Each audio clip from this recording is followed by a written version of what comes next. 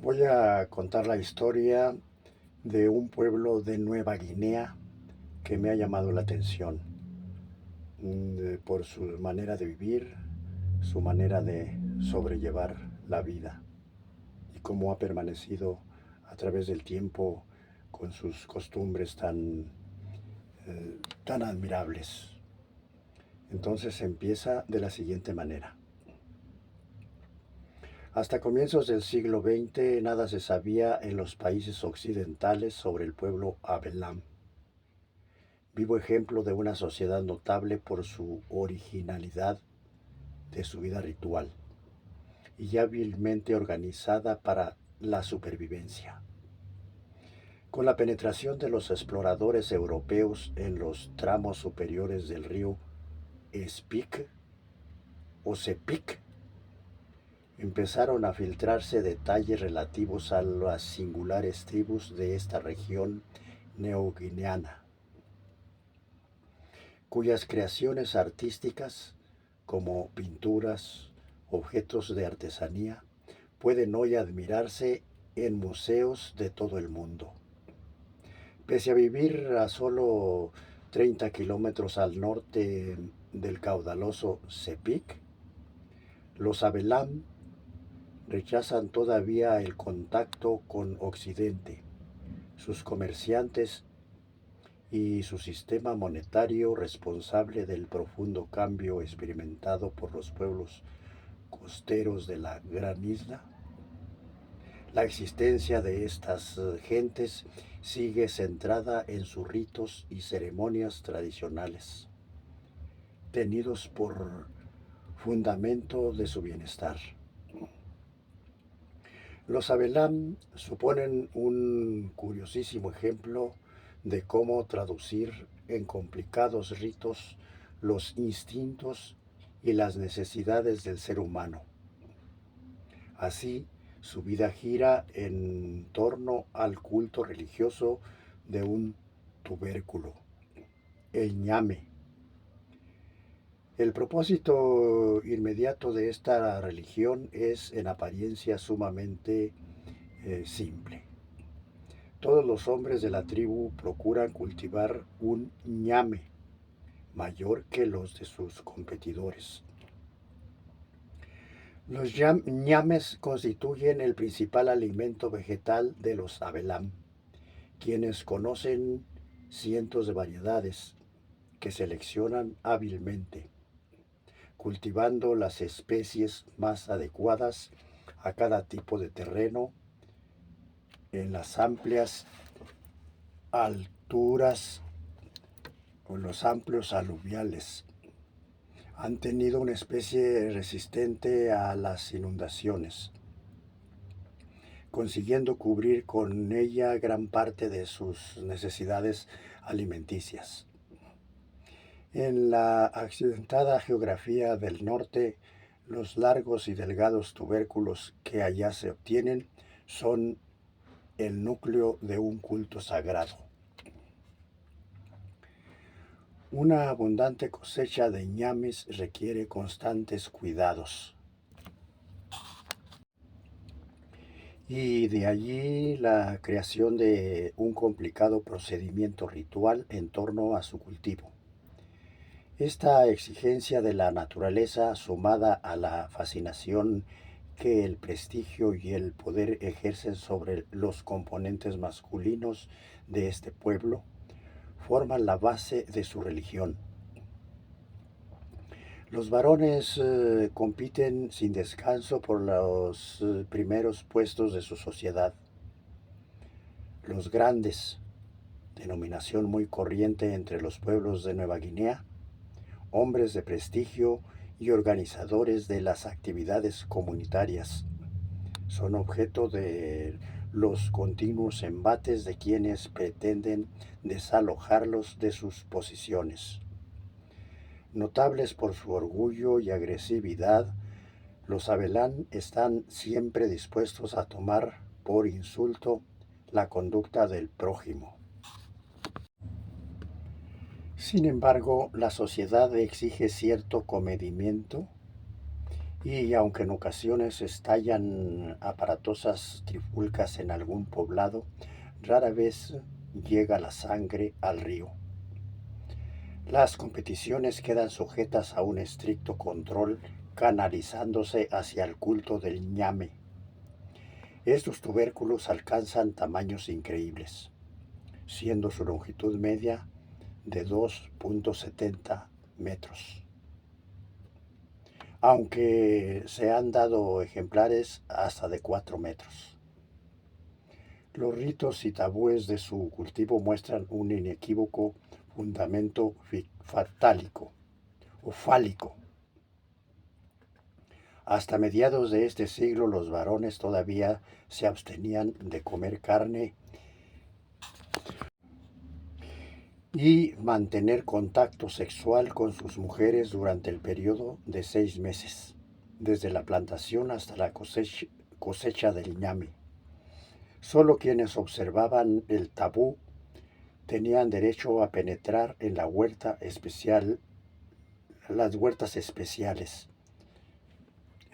recintos donde se alzan las chozas destinadas a la celebración de los ritos propiciatorios. La fiesta de la recolección señala el momento cumbre de su culto, pues es entonces cuando se exponen los mejores ñames, con el consiguiente prestigio para el cultivador y su poblado. Estos ejemplares no se comen, pues, deben regalarse, decorados con máscaras y dibujos varios, a los amigos y colaboradores, dejando antes constancia de sus dimensiones mediante las muescas practicadas en una tarja oficial del poblado. Se comprende que tal religión redunde en una intensa competencia entre todos los hombres, pues corresponder al presente recibido con un ñame todavía más impresionante equivale a una demostración de su superioridad. Varios años seguidos de mala cosecha repercutirán en grave desprestigio para el cultivador. En determinadas circunstancias, regalar uno de estos tubérculos puede ser un insulto, cuando un hombre sospecha que su mujer comete adulterio. Puede reaccionar regalando al rival un ñame de colosales dimensiones. El receptor del obsequio se sentirá avergonzado, pues con su gesto el marido engañado viene a decirle que su desmedido interés por las hembras le impide obtener ñames como aquel. El ñame constituye así una pública demostración de fecundidad y pundonor. La presencia femenina en las huertas está terminantemente prohibida, pues creen que cualquier contacto con las mujeres sería fatal para la cosecha. Esta estricta separación sexual es típica de los pueblos del río Sepic.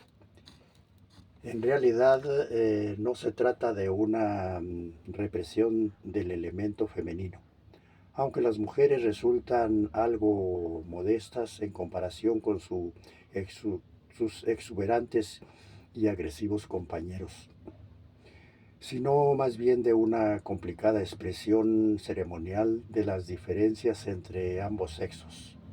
Hombres y mujeres tienen sus propias tradiciones secretas y cada sexo se ocupa de sus asuntos procurando no contaminarse mutuamente. La primera menstruación de una joven es una de las ocasiones en que las mujeres celebran sus ritos colectivos. La muchacha debe someterse a un proceso de escarificación firmemente sujetada por su tío materno, mientras las mujeres se realizan dibujos en su cuerpo, practicándole incisiones en los pechos, en el estómago y parte superior de los brazos. A continuación se invade el terreno reservado a las danzas masculinas, de donde surgirán grandes risotadas que resonarán por todo el poblado hasta la puerta del sol, hasta la puesta del sol. Al día siguiente la muchacha rapada la cabeza y profusamente decorado el cuerpo, inicia la celebración individual de su nueva feminidad. Durante varios meses será objeto de agasajos constantes, constituyendo este periodo casi un exacto equivalente de la temporada o presentación en sociedad de algunas jóvenes occidentales. Alejada por completo de sus tareas normales, la muchacha irá visitando una a una todas las viviendas de su poblado y de las inmediaciones, donde la recibirán con gran solemnidad y degustará los manjares más exquisitos. Concluida esta etapa, habrá llegado el momento de contraer matrimonio.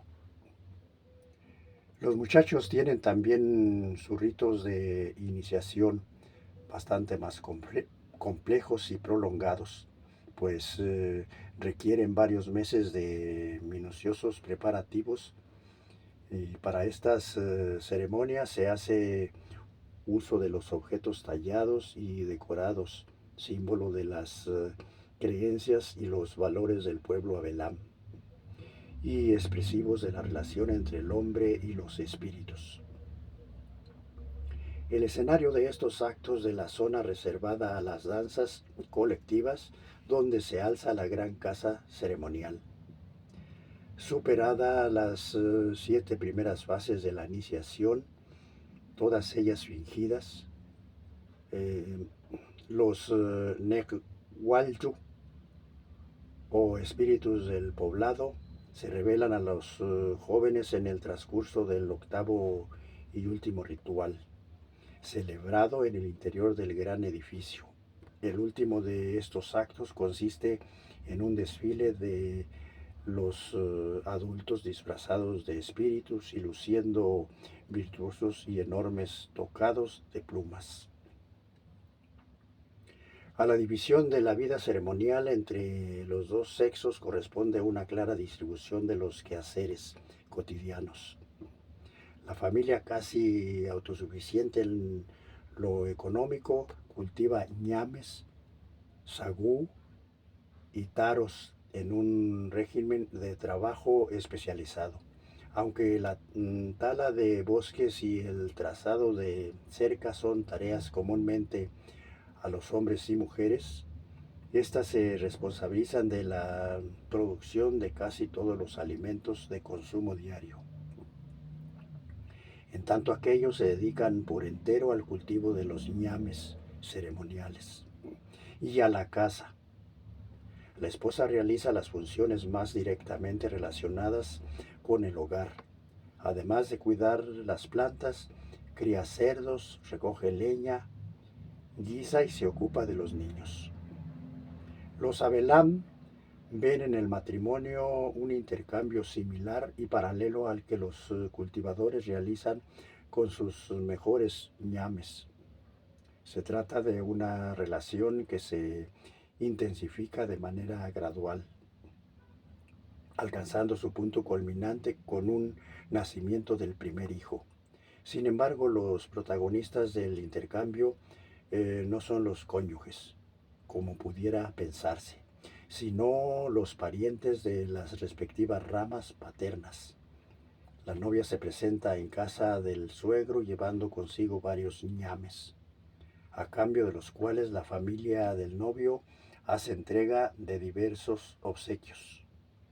La escasez de terrenos cultivables con el consiguiente problema de abastecimiento alimenticio jamás ha mermado el interés de los Abelam por las familias numerosas. Tal actitud se justifica por la antaño vital necesidad de procrear muchos hijos, dado que pocos de ellos alcanzaban la pubertad. La mortalidad infantil sigue siendo muy alta, superior al 50%, y una de cada 30 mujeres fallece a consecuencia del parto. El sorprendente aumento de la tasa de expansión demográfica registrado a partir del año de, digamos, 1960, puede obedecer a la práctica de desaparición de dos importantes tabúes: el de la abstinencia sexual durante el cultivo del ñame y el que desaconsejaba la cópula con embarazadas o madres lactantes. El abandono de este tabú revistió especial significado por cuanto no suele detenerse o destetarse a los niños hasta los 2 años y medio. Después de la Segunda Guerra Mundial, los nuevos administradores australianos tuvieron dificultades para imponer la autoridad de dirigentes nativos, pues hasta entonces los poblados se habían gobernado por el consenso de sus habitantes sin necesidad de jefes o caciques. En 1958 se halló una fórmula aceptable para las gentes de la zona, creándose un consejo de nativos en Maprik en 1973. Había ya 4 de estos consejos, todos ellos representativos, en territorios Abelam dedicados a los pueblos, a la puesta en marcha de varios proyectos de desarrollo. Estos organismos se encargan hoy de construir depósitos comerciales y abrir nuevos caminos, además de introducir mejoras en los cultivos como el arroz de secano. Bueno, esta es una información acerca de cómo vive esa tribu tan escasa. Parece que se está extinguiendo, pero siguen con sus tradiciones ancestrales y muy dignas de conocerse. Bueno, toda información es cultura. Espero les guste y me pongan un me gusta en mi canal.